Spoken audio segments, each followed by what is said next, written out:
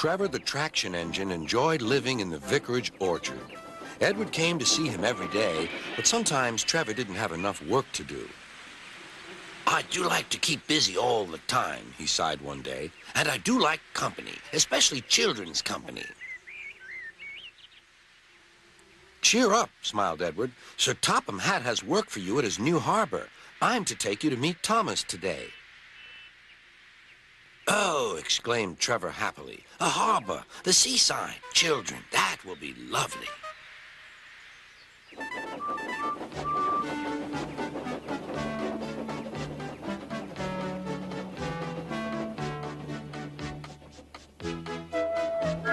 Thomas was on his way to the harbor with a trainload of metal pilings. They were needed to make the harbor wall firm and safe. Hello, Thomas, said Edward. This is Trevor, a friend of mine. He's a traction engine. Thomas eyed the newcomer doubtfully. A what engine? A traction engine, Explained Trevor. I run on roads instead of rails. Can you take me to the harbor, please? Sir Topham Hatt has a job for me.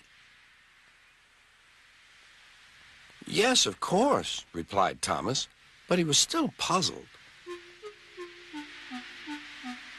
Workmen coupled Trevor's car to Thomas's train, and soon they were ready to start their journey.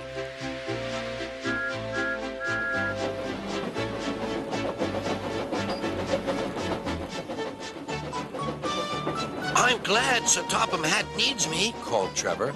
I don't have enough to do sometimes, you know, although I can work anywhere, in orchards, on farms, in scrapyards, even at harbors. But you don't run on rails, puffed Thomas. I'm a traction engine. I don't need rails to be useful, Replied Trevor. You wait and see.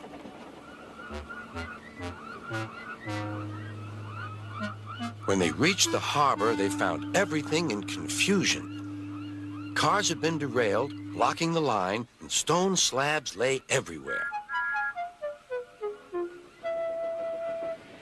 We must get these pilings past, said Thomas's driver. They are essential. Trevor, we need you to drag them round this mess. Just the sort of job I like, Replied Trevor. Now you'll see, Thomas. I'll soon show you what traction engines can do. Trevor was as good as his word. He dragged the pilings clear with chains and towed them into position. Who needs rails? He muttered cheerfully to himself.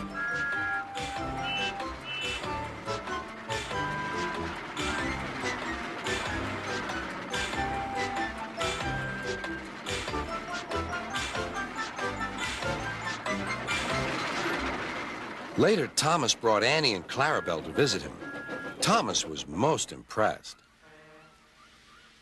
Now I understand how useful a traction engine can be. The coaches were full of children. Trevor gave them rides along the harbor. He liked this best of all.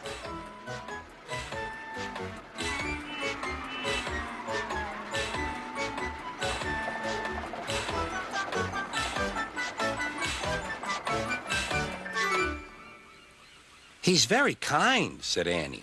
He reminds me of Thomas, added Clarabelle. Everyone was sorry when it was time for Trevor to go. Thomas pulled him to the junction. A small tear came into Trevor's eye. Thomas pretended not to see. He whistled gaily to make Trevor happy. I'll come and see you if I can, he promised. The vicar will look after you, and there's plenty of work for you now at the orchard, but we may need you again at the harbor someday. That would be wonderful, said Trevor. That evening, Trevor stood remembering his new friend Thomas, the harbor, and most of all, the children. Then he went happily to sleep in the shed at the bottom of the orchard.